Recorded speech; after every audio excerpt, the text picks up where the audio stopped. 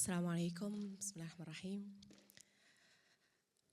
He said, hey, are you really sending me an email on a Saturday?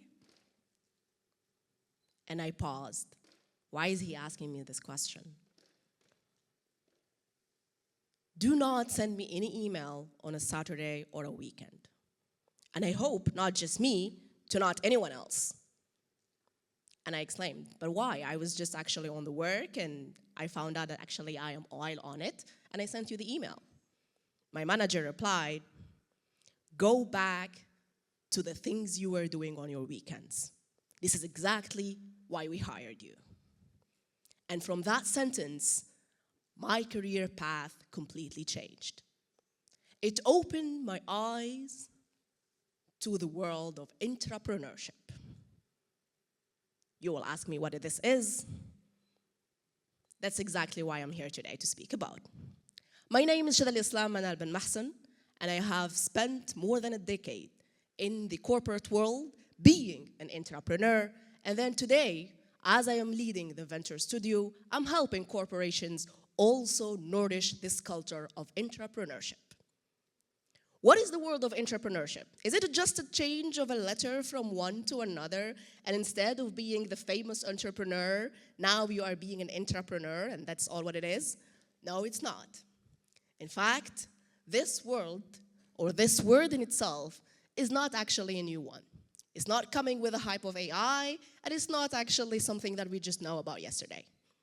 The first time the word entrepreneurship has actually appeared was in 1978, when the white paper about corporate entrepreneurship has actually been written by Punnett. At that time, and since then, corporations have been known about the focus and actually the impact that these kind of initiatives would generate. What does it really mean? And why does it really even matter? It matters because simply 70% of all the new products of any organization comes, in fact, from entrepreneurial initiatives. And that's what McKinsey tells us. Now, the real question, actually, if we really dig into that, is how can I be one? We know that 90% of the entrepreneurs or the startups do actually fail. Am I just going to have the same fate if I go into that while in corporates? Well, my experience tells you not necessarily. In fact, this is exactly why I said that sentence that my manager told me changed my entire career and changed actually how I look into this. The way you can really actually, I would say, take the spirit of entrepreneurship and have it inside of you is, again, by being you, the black box, in that place. I have a framework where actually the black box, I've got into every letter, and let's see how exactly we can really take out of this actually letters, what can we really learn, and how can we really actually use it into the entrepreneurship world that actually we're talking about. First of all, B, right? Black box, B. What does B really tell us? It's about the business impact, and it's about the business-driven initiatives as well. As an entrepreneur, in usual, whether you are in an organization or actually outside, what you do is you look for problems, right? And you look for pain points. There is no better way, and there is no better place than a large organization to find problems. Believe me when I say that.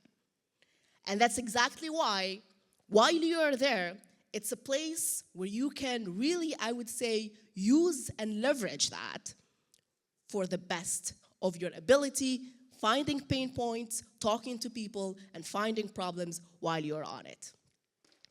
So that's B, the business-driven, I would say, pain points and problems. L, it's learning and the lifelong learning.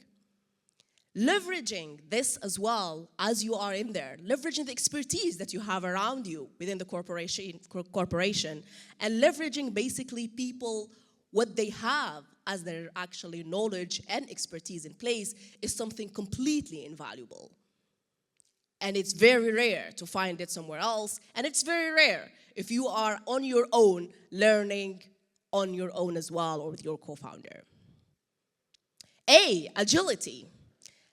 A lot of people might actually have a counter opinion to that and say that within corporations, it's very hard to find agility. But in my opinion, and if you see it from a different mindset, it's actually all about that. If you are able to move from a department to another, if you are able to really actually learn about HR for 1 year and then about finance in the other year, that is agility for me. And that is something that, again, you can only find it in corporations. That agility is something to be leveraged and to be used for nurturing the culture of entrepreneurship. So we have B, the business-driven, the L, leveraging the learning, the A, the agility, and the next what do we have? C. C, we're really talking here about the cross-functional collaborations. Huge impact that you can find while leveraging, again, the cross-collaborations between departments. I was only 26 when I was actually leading $500 million digitalization project in the corporations, where I had to literally, as a product manager, work with legal, work with marketing, work with sales, work with engineering, and all of that. I have to spearhead the work for the project to actually be delivered to the customer, a project that's worth $500 million. And if it's not for the entrepreneurial spirit that was actually instilled in there, the project would not actually have been into completion. And not only that, this specific project was actually the project that led me afterwards to work on another project within the corporate as well, from 0 to 1, but this time it's in collaboration between 3 different companies and not only between departments. Once again, that's actually something that you would not find and you would not be able to actually really take the experience of unless you are in a large organization like that. After C, what else comes? K. K is knowledge. The knowledge, we talked about leveraging the learning earlier, but knowledge is quite different in here. When we're talking about knowledge in the corporate world, we're really talking about the data. And she talked earlier about the data and the importance of data. Did you know that in 2025, the amount of data that's actually available in our hands is more than 180 gigabytes? And you will ask me, Chada, what's the gigabyte? A gigabyte is 1 trillion of a gigabyte. And you can imagine how many C's are this. That is something that, again, is very powerful in whatever you are building as an entrepreneur or as an intrapreneur. You would need this kind of data where it's very rare for you to have it if you are not, again, actually partnering with those kind of large organizations in place. And if you are already in an organization, that actually makes it even easier. So with Black, we have seen what is exactly the best environment to kind of like really get into the culture of entrepreneurship. But now with Box, what we're going to do is we're going to actually demystify this about the traits of the person who wants to be an entrepreneur. If we are talking about that, then we're starting with B. It's really about boldness. Being bold enough to try something new, to really challenge the status quo, and not only that, but in fact, to really talk to people and influence them to take your route, to take your leadership, and to take also the new ideas and the new inventions that you are having within a system that actually has been doing what they were doing for years and years. It really requires some boldness in there. O is ownership. The ownership mindset is what drives both the entrepreneur and the intrapreneur to really take it to the final lane. You cannot really reach actually what you're getting if you're not feeling as an owner. And we even have a job title nowadays, actually, that's called product owner.